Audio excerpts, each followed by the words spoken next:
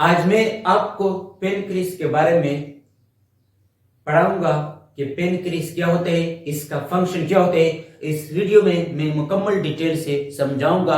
आप वीडियो को आखिर तक देखें। चलो स्टार्ट करते हैं। सबसे पहले पेनक्रिस का लोकेशन। पेनक्रिस का लोकेशन ये हमारे बॉडी में कहां पर होता है।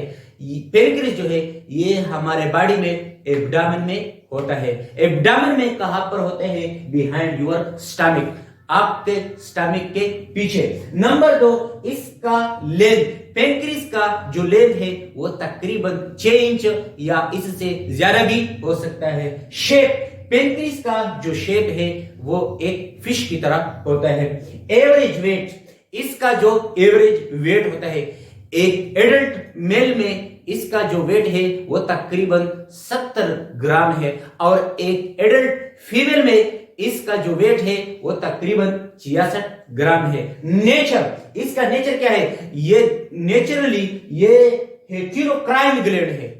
ये पेनक्रिस जो है ये हेटेरोक्राइन ग्लैंड है। कुछ स्टूडेंट पूछेंगे कि सर हेटेरोक्राइन ग्लैंड का क्या मतलब है? हेटेरोक्राइन ग्लैंड का मतलब यह है कि ये पेनक्रिस जो है ये एक्सोक्राइन एक्टिविटी भी सरंजाम देता है और एंडोक्राइन एक्टिविटी भी सरंजाम देता है। मैं एक्सोक्राइन और एंडोक्राइन एक्टिविटी इस वीडियो में मैं आपको समझाऊंगा। अब हम पेनक्रिस की तरफ आते हैं कि पेनक्रिस क्या है। What is पेनक्रिस? पेनक्रिस जो है, पेनक्रिस इज एन ग्लैंडुलर ऑर्गन। ये एक ग्लैंडुलर ऑर्गन है। कुछ स्टूडेंट ये भी पूछेंगे कि सर ग्लैंडुलर ऑर्गन का क्या मतलब है? ग्लैंडुलर ऑर्गन का मतलब ये है कि ये ऑर्गन जो है ये ग्लैंड की तरह फंक्शन करेगा। यानी जो फंक्शन ग्लैंड करता है ये ऑर्गन भी वही फंक्शन करेगा। लिहाजा पेनक्रिस जो है ये एक ग्लैंडुलर ऑर्गन है। क्यों? क्योंकि ये ग्लैंड की तरह फंक्शन करते हैं। कुछ स्टूडेंट ये भी पूछेंगे कि सर ग्लैंड क्या होता है? Gland is an organ which secretes some specific chemical for specific function. Specific chemical means hormone. यानी gland is an organ which secretes some specific chemical means hormone for specific function. कुछ gland जो है ये saliva secret करेगा, कुछ gland जो है ये टीयर सीक्रेट करेगा, कुछ ग्लैंड जो है ये स्वीट सीक्रेट करेगा, कुछ ग्लैंड जो है ये मिल्क सीक्रेट करेगा।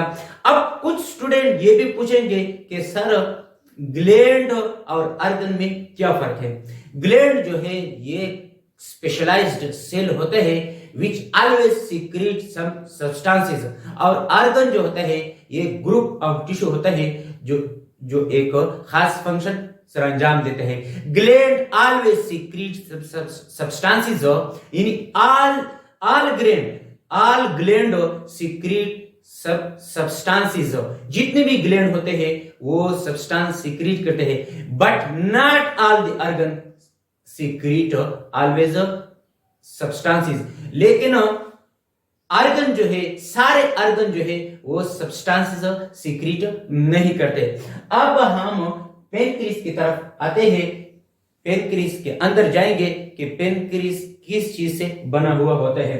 मैंने यहां पर पेनक्रिस का एक छोटा सा डायग्राम बना है। मैं इसको थोड़ा बड़ा करके दिखाता हूं ताकि आपके समझ में आसानी से आ सके। देखें, पेनक्रिस जो है, पेनक्रिस के इस पोर्शन को, ये वाली जगह,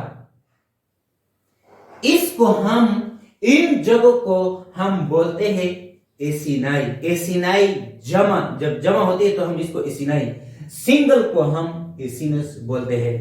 पेनक्रिस के इस एसिनस के अंदर कुछ एंजाइम प्रिपेयर्ड होती है।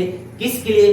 खुराक को डाइजेस्ट करने के लिए इस एसिनस के अंदर एंजाइम प्रिपेयर्ड होती है। कुछ स्टूडेंट ये भी पूछेंगे कि सर इस एसिनस के अंदर किस किस्म का एंजाइम प्रिपेयर्ड होते हैं। यहाँ पर जो है ना, इस एसिनस के अंदर एमाइलेज एंजाइम भी प्रिपेयर होती है। एमाइलेज कार्बोहाइड्रेट को डाइजेस्ट करने के लिए।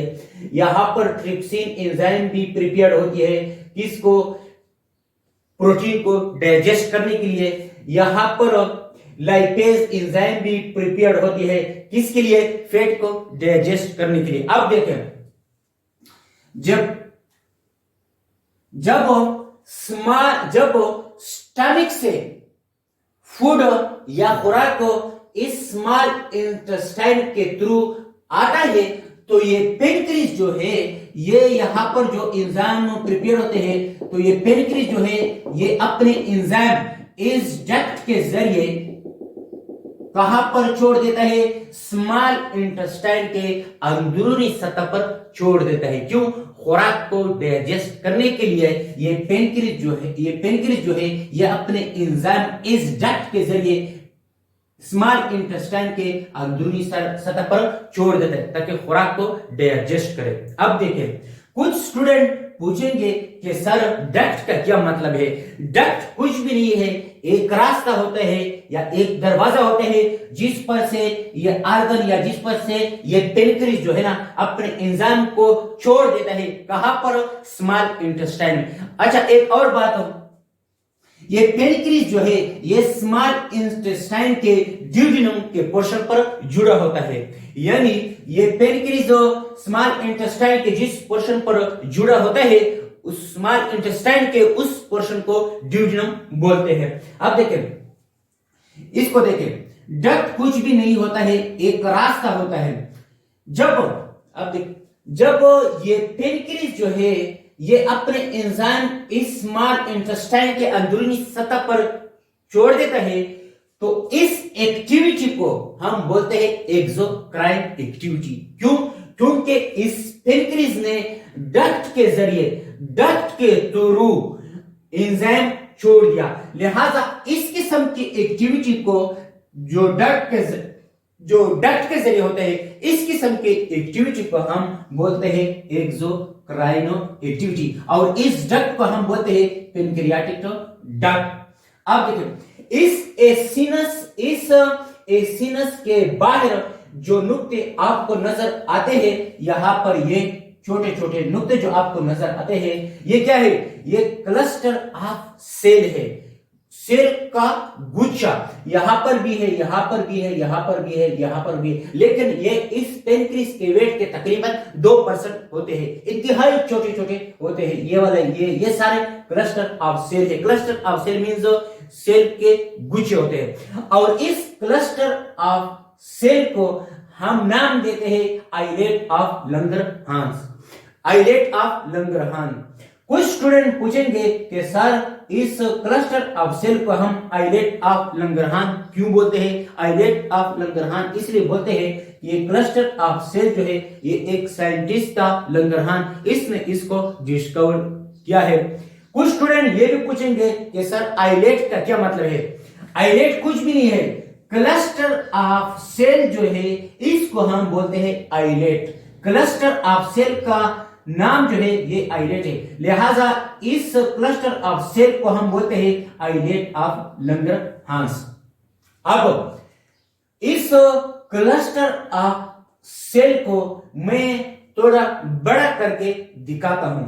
मैंने यहां पर एक क्लस्टर ऑफ सेल लिया है या आइलेट ऑफ लंगरहांस, मैंने यहां पर थोड़ा बड़ा करके बनाया है, क्योंकि हम इसको क्लस्टर ऑफ सेल बोलते हैं, यानी इसके अंदर सेल्स होंगे, सेल का गुच्छा होगा। जब हमने इसको बड़ा करके दिखाया तो इसके अंदर 4 किस्म के सेल नजर आए। कौन कौन से? एक है अल्फा सेल, दूसरा है बीटा सेल, तीसरा जो है वो गेमा सेल, और चौथा जो है वो डेल्टा सेल। लेकिन यहां पर मैं सिर्फ अल्फा सेल और बीटा सेल का जिक्र करूंगा। क्यों? इसलिए कि इस क्लस्टर ऑफ सेल में most prominent and most abundant जो है वो अल्फा है और बीटा है। दूसरी बात, अल्फा सेल और beta cell is more essential for the maintenance of glucose level in the blood.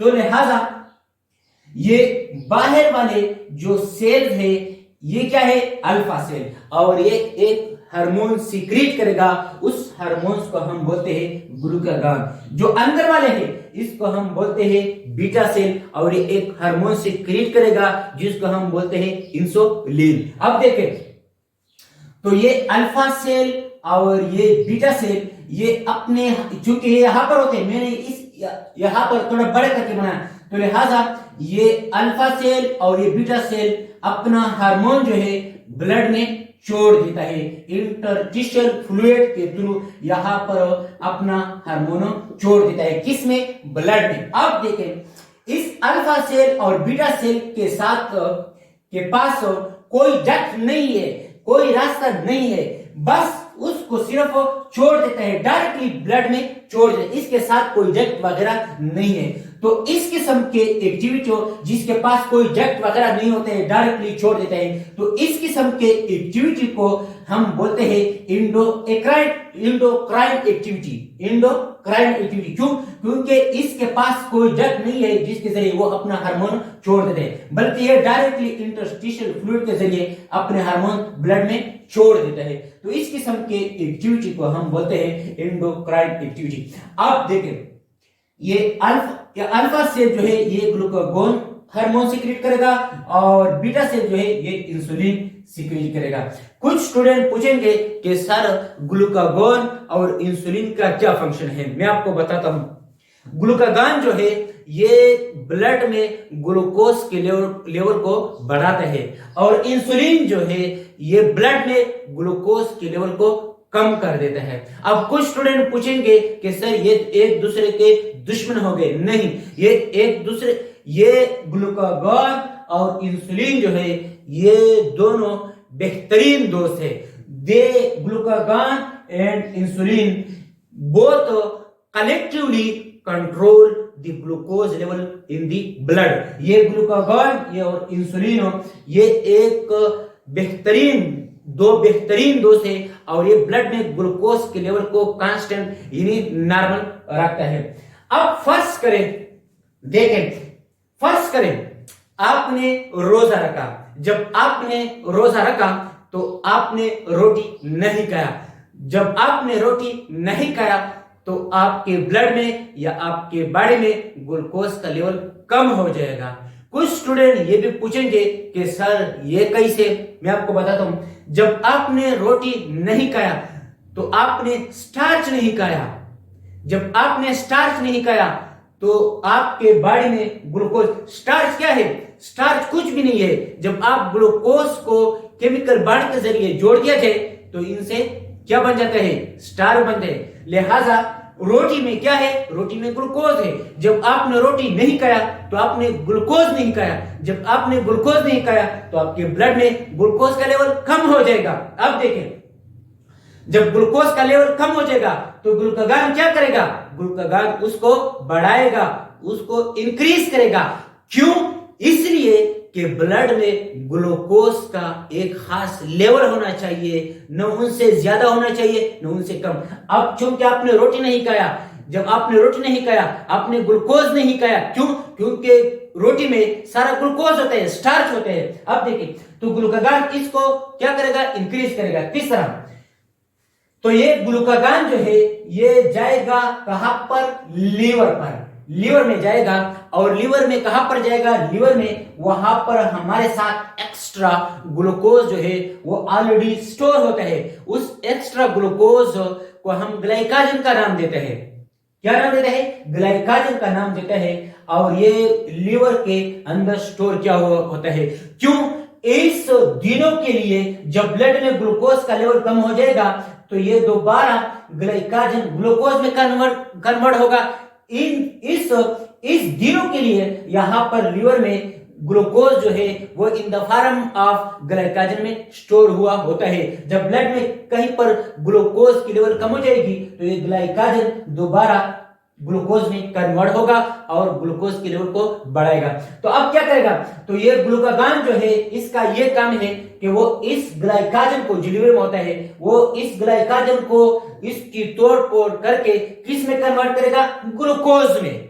किस में कन्वर्ट करेगा? ग्लूकोज में। और अच्छा, जब ग्लाइकोजन ग्लूकोज में कन्वर्ट होता है तो इस प्रोसेस को हम बोलते हैं ग्लाइकोजिनोलाइसिस।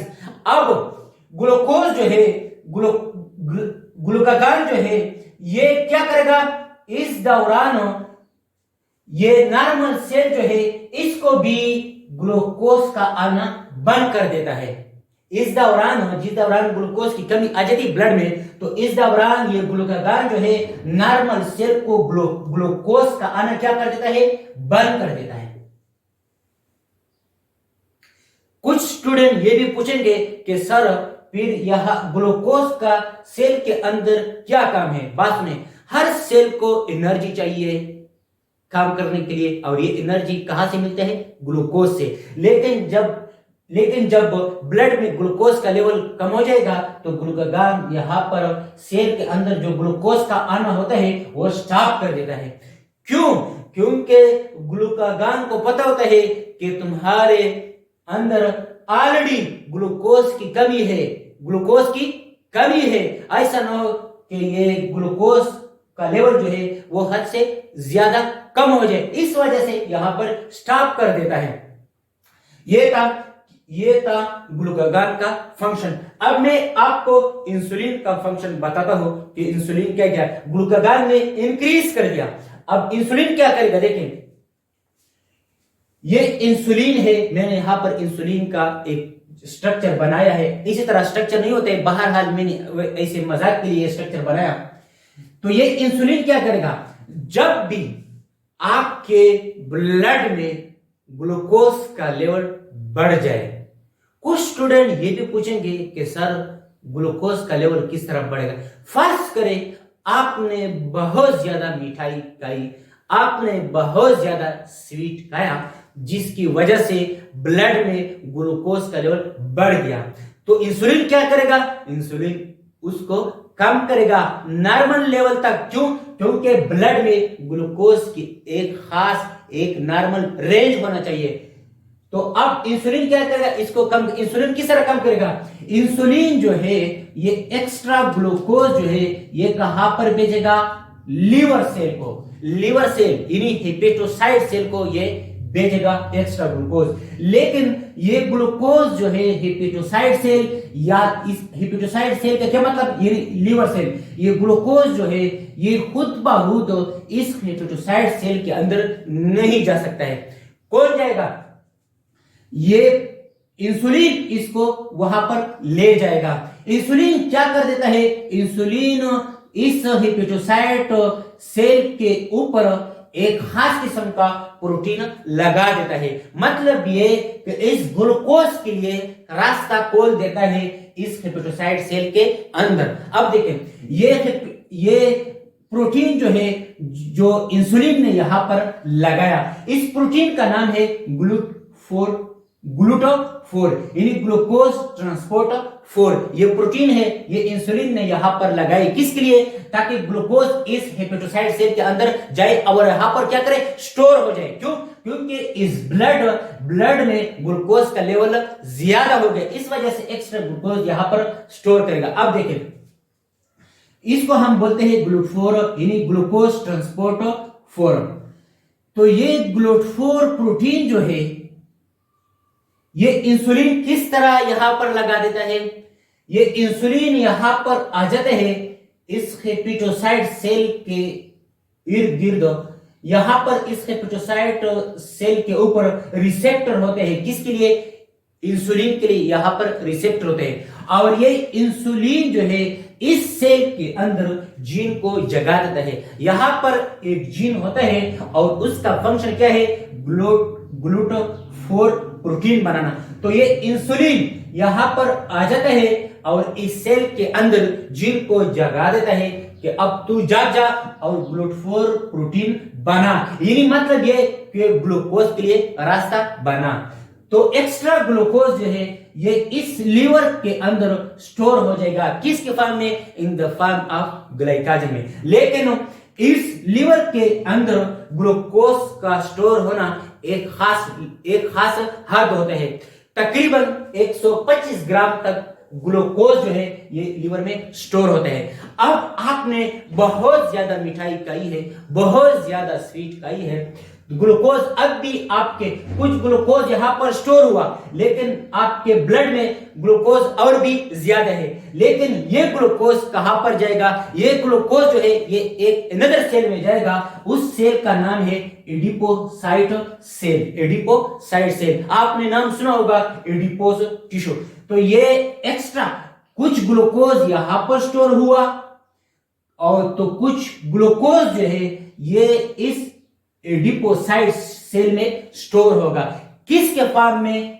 फैट की फॉर्म में। ये एडिपोसाइट सेल जिसको हम एडिपोस टिश्यू, लेकिन यहां पर भी इसी तरह ग्लूटाथोन प्रोटीन बनेगा, यहां पर भी इसी तरह इंसुलिन के लिए रिसेप्टर होंगे जिस तरह के इस हेपेटोसाइट सेल के लिए। बिल्कुल इसी तरह यहां पर भी ग्लूटाथोन प्रोटीन बनेगा। तो लिहाजा कुछ ग्लूकोज यहां पर स्टोर हुआ और कुछ ग्लूकोज एडिपोसाइट सेल में स्टोर हुआ in the form of fat in adipose tissue में, यहां पर भी स्टोर हुआ।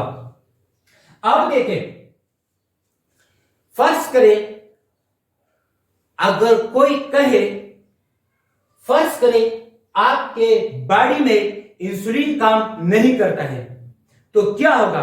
कुछ स्टूडेंट बोलेंगे कि सर जब इंसुलिन नहीं बनेगा हमारे बॉडी में तो ग्लूकोज ज्यादा बनेगा, जब ग्लूकोज ज्यादा बनेगा तो हमें ज्यादा एनर्जी मिलेगा। ना, इस तरह हरगिज नहीं। जब आपके जिस्म में, जब आपके बॉडी में इंसुलिन की कमी आ जाए तो इस प्रॉब्लम को हम बोलते हैं डायबिटीज या डायबिटीज मिलाइटस। तो इस प्रॉब्लम को जब आपके बॉडी में इंसुलिन की कमी आ जाए तो इस प्रॉब्लम को हम बोलते हैं डायबिटीज। क्यों? अब देखें, जब आपके बॉडी में इंसुलिन पैदा ना हो, इंसुलिन पैदा ना हो तो ये एक्स्ट्रा ग्लूकोज जो है, ये ग्लूकोज जो है ये आपके सेल में कैसे जाएगा? बॉडी सेल को कैसे जाएगा? ये सारा काम जो है ना, जब इंसुलिन ना हो तो यहां पर रिसेप्टर नहीं होंगे, तो यहां पर ग्लूकोज के इस सेल के अंदर ग्लूकोज के लिए ग्लूटाथोन प्रोटीन नहीं बनेगा। तो इस ग्लूकोज का क्या फायदा जब हम ब्लड में ज्यादा हो? जब इंसुलिन ना हो और ग्लूकोज ज्यादा हो तो ये ज्यादा ग्लूकोज हमें कुछ फायदा नहीं देता है। क्यों? क्योंकि ग्लूकोज है ना सेल के अंदर नहीं जाएगा। क्यों? क्योंकि इंसुलिन पैदा नहीं होता है, इंसुलिन कम होता है, यहां पर रिसेप्टर नहीं होता है, यहां पर ग्लूटाथोन प्रोटीन नहीं बनेगा। तो लिहाजा अगर आपके बॉडी में ग्लूकोज ज्यादा हो जाए तो इस ग्लूकोज का क्या फायदा? अच्छा, जब आपके बॉडी में इंसुलिन की कमी हो जाए तो इस प्रॉब्लम को हम डायबिटीज बोलते हैं। अब डायबिटीज मिलाइटस जो है या डायबिटीज हो, ये दो किस्म के हैं। किस किस्म के? दो किस्म के। एक को हम बोलते हैं टाइप 1 और दूसरे को हम बोलते हैं टाइप 2। ये दोनों डायबिटीज की प्रॉब्लम है और इस दोनों प्रॉब्लम में इंसुलिन या लेस मिकदार में पैदा होता है या बिल्कुल पैदा भी नहीं होता है। ये टाइप 1 जो है ये इसमें भी इंसुलिन की कमी या कुछ इंसुलिन या बिल्कुल इंसुलिन पैदा भी नहीं होता है या कम मिकदार में पैदा होता है, इसको हम बोलते हैं टाइप 1। ये टाइप 1 जो है ये ऑटो इम्यूनो डिसऑर्डर डिजीज है। Auto immuno disorder. कुछ स्टूडेंट पूछेंगे कि सर ये ऑटो इम्यूनो डिसऑर्डर का क्या मतलब? ऑटो इम्यूनो डिसऑर्डर का मतलब ये है कि हमारा अपना इम्यूनो सिस्टम हमारे जिस्म पे अटैक करके, कहां पर? हमारा अपना इम्यूनो सिस्टम कहां पर? पेनक्रियास पर अटैक करके, पेनक्रियास में कहां पर अटैक करके? बीटा सेल पर अटैक करके उसको खत्म कर देता है। और आपको यह भी पता है कि बीटा सेल जो है ये कौन से हार्मोन्स पैदा करते हैं? इंसुलिन हार्मोन्स पैदा करते हैं। लिहाजा ये ऑटो इम्यूनो सिस्टम पेनक्रियास में बीटा सेल पर अटैक करके उसको डिस्ट्रॉय कर देते हैं। और ये टाइप 1 डिसऑर्डर जो है या टाइप 1 डिजीज जो है ये अक्सर अमूमन बच्चों में होता है और ये जो है इसका कोई इलाज नहीं होता। बहरहाल इसके लिए आपने इंसुलिन की इंजेक्शन लगानी पड़ती है। इस डिसऑर्डर के लिए आपने इंसुलिन की इंजेक्शन लगानी पड़ती है। नंबर 2, ये टाइप 2 जो है ये इट इज योर मिस्टेक, ये आपकी गलती होती है, ये आपके लाइफस्टाइल की वजह से होते हैं। कैसे लाइफस्टाइल देखें, फर्ज करें आप जो है ना समोसे खाते हैं, आप बर्गर खाते हैं, आप चिप्स खाते हैं, तो इसकी वजह से it is your mistake in which insulin produce properly. यहां पर ये टाइप 2 में इसको लाइफ डिसऑर्डर भी कह सकते हैं। इस टाइप 2 में प्रोटीन इंसुलिन जो है वो प्रॉपर मिकदार में पैदा होते हैं, but due to your life style insulin receptor destroy. लेकिन यहां पर इंसुलिन पैदा होते हैं, लेकिन इंसुलिन के लिए जो रिसेप्टर होते हैं, वो क्या हो जाते हैं, डिस्ट्रॉय हो जाते हैं। कुछ स्टूडेंट ये भी पूछेंगे कि ये इंसुलिन रिसेप्टर जो है ये किसकी वजह से डिस्ट्रॉय हो जाते हैं, ये आपके लाइफस्टाइल कैसे। फॉर एग्जांपल आप समोसे खाते हैं, आप चिप्स खाते हैं, आप बर्गर खाते हैं, आप पिज्जा खाते हैं, इसकी वजह से इंसुलिन के जो रिसेप्टर है वो क्या हो जाते हैं, वो डिस्ट्रॉय हो जाते हैं। और ये डिजीज जो है क्या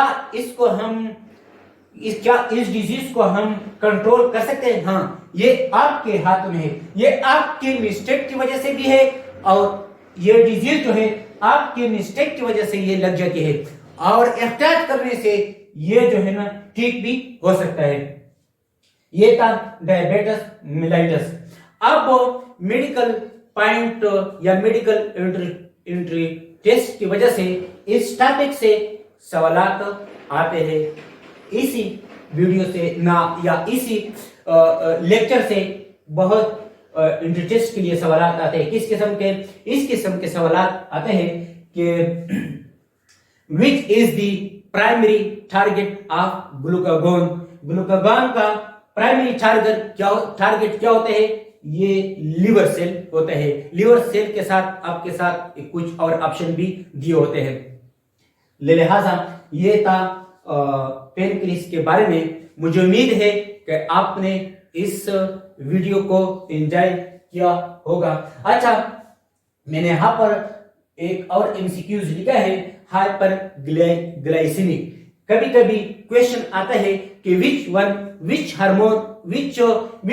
is the hyper glycemic hormones, which one is the hyper glycemic hormones. Hyper means ज्यादा, ग्लाइसेमिक मीन्स ग्लूकोज, यानी वो कौन से हार्मोन्स है जो ग्लूकोज को बढ़ा देता है। ये है glucagon, number 2 cortisol, number 3 growth hormone, number 4 thyroid hormones, number 5 adrenal hormones. ये हार्मोन जो है ये हाइपर ग्लाइसेमिक हार्मोन्स है। कैसे? यानी ये ग्लूकोज की लेवल को बढ़ा देते हैं। तो लिहाजा ये था पेनक्रियास के बारे में कुछ इंफॉर्मेशन। मुझे उम्मीद है कि आपने इस वीडियो को एंजॉय किया होगा, लिहाजा इसको अपने दोस्तों के साथ शेयर करें। मुझे इजाजत दे, इंशाल्लाह नेक्स्ट वीडियो में दोबारा मुलाकात होगा। ओके, अस्सलाम वालेकुम।